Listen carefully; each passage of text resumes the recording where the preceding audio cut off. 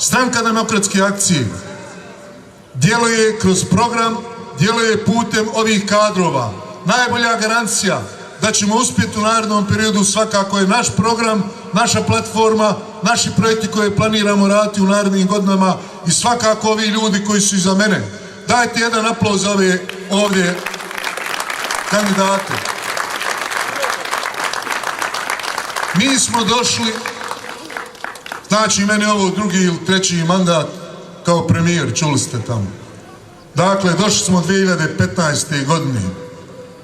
Tada je bila jedna druga vremenska nepogoda. 14. su bile poplave, a onda je SDP napravio od 10. do 14. pustoš u budžetu.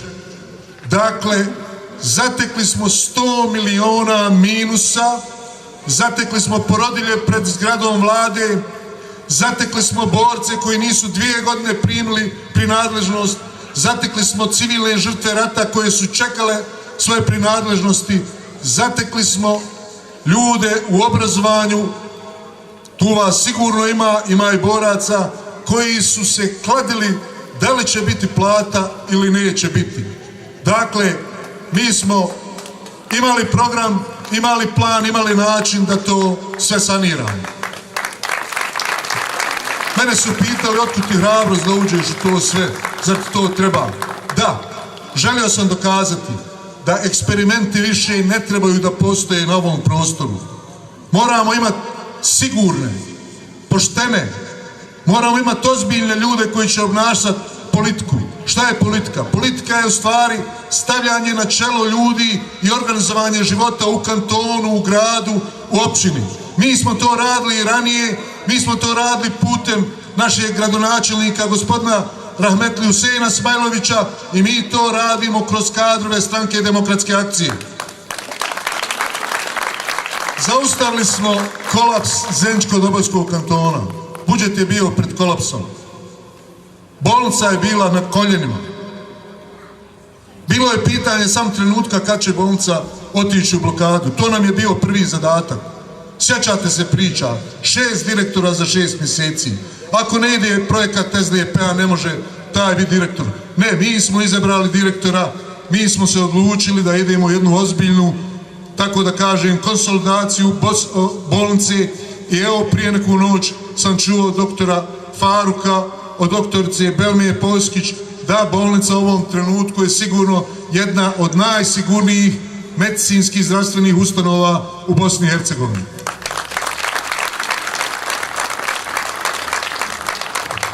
Ja sam se pitao koji su to umovi, šta je u glavama onih koji su sjedli prije mene u vladi Zeničko-Dobojskog kantona, ako porodilje koje zaslužuju onu naknadu, koje trebaju da budu najcijenjeniji dio našeg društva, koji odgajaju našu djecu.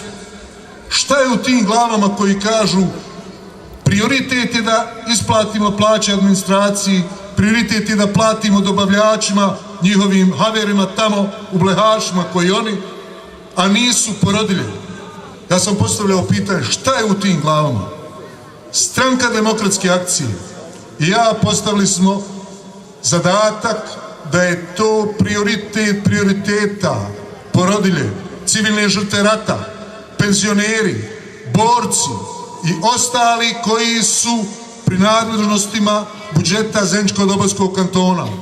To oni koji imaju dodir sa budžetom znaju da mi ni jednom nismo ustuknuli pred tim redoslijedom ili tim nultim prioritetima. Mi smo stabilizirali budžet, spasili smo budžet od kolapsa, dakle da ne pričam više o tim platama.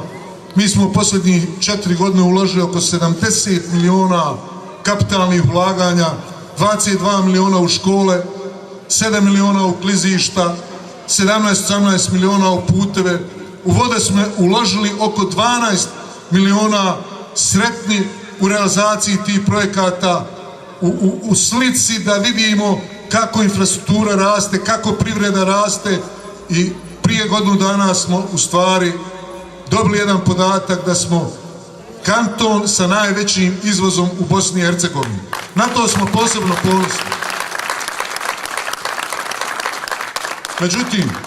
Međutim, kao što postoje oni koji vrijedno rade, koji se neće umoriti, a on će se umoriti, o kojima ću pričati sada, postoje i oni koji su kočničari, koji su ljudi koji bacaju smutnje, koji su ljudi koji lažu, koji su ljudi koji zbunjuju građane, koji su, ja ne znam čime, hipnotišu.